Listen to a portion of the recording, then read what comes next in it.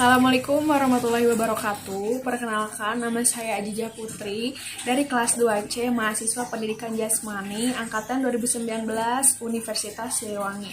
Kali ini saya berkesempatan untuk memaparkan salah satu mata kuliah telaah kurikulum mengenai konsep pengembangan kurikulum.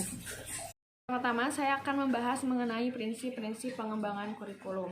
Dalam prinsip-prinsip pengembangan kurikulum ini ada dua kelompok prinsip. Yang pertama ada secara umum dan yang kedua ada secara khusus. Secara umum diantaranya yang pertama adalah prinsip relevansi, yang kedua adalah prinsip fleksibilitas, yang ketiga adalah prinsip kontinuitas, yang keempat adalah prinsip efisiensi, dan yang kelima adalah prinsip efektivitas. Sedangkan secara khusus diantaranya yang pertama adalah prinsip penentuan tujuan pendidikan, yang kedua adalah prinsip pemilihan isi pendidikan, yang ketiga adalah prinsip proses belajar mengajar, yang keempat adalah prinsip pemilihan media dan alat pengajaran, dan yang terakhir adalah prinsip berkenaan dengan penilaian.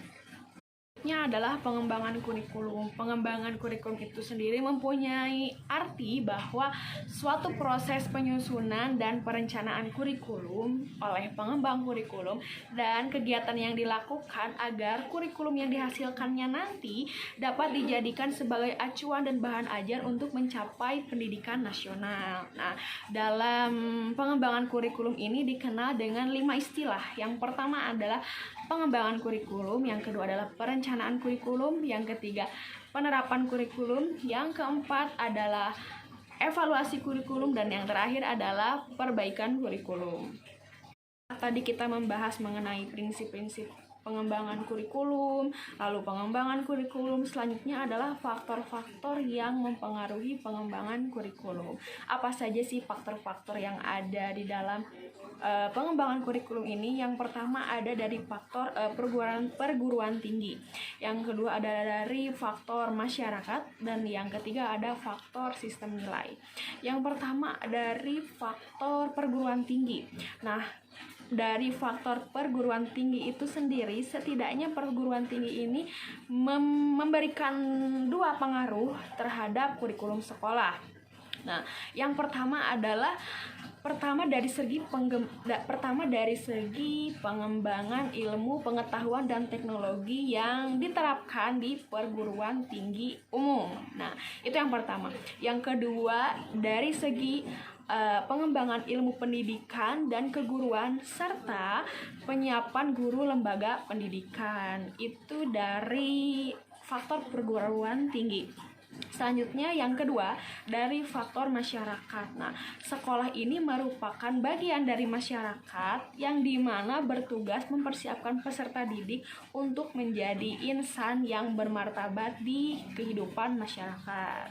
Selanjutnya yang terakhir adalah dari sistem nilai, dari faktor sistem nilai. Nah, dalam berkehidupan bermasyarakat pastinya kita tidak akan luput dari sistem nilai seperti nilai norma, nilai berkehidupan, nilai agama, dan nilai politis.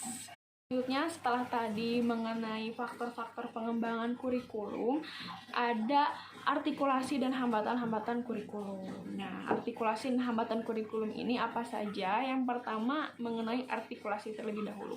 Artikulasi dalam dunia pendidikan berarti suatu kesatupaduan dan koordinasi segala pengalaman belajar.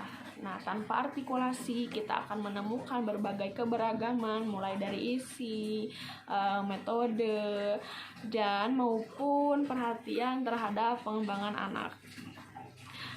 Selanjutnya adalah hambatan-hambatan kurikulum.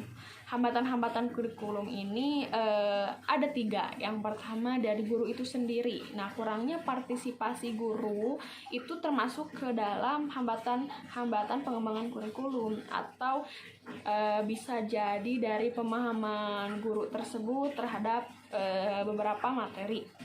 Yang kedua ada hambatan dari masyarakat, dan yang terakhir adalah hambatan dari masalah biaya. Setelah tadi prinsip-prinsip pengembangan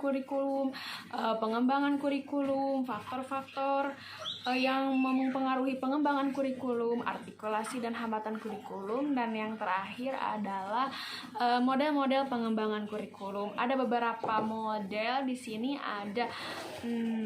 Yang pertama adalah pengembangan kurikulum the administrative model, yang kedua pengembangan kurikulum the grassroots model, yang ketiga pengembangan kurikulum the demonstrations model, yang keempat adalah pengembangan kurikulum interpersonal relation model, yang kelima ada pengembangan kurikulum systematic action research model, dan yang terakhir adalah pengembangan kurikulum emerging technical model.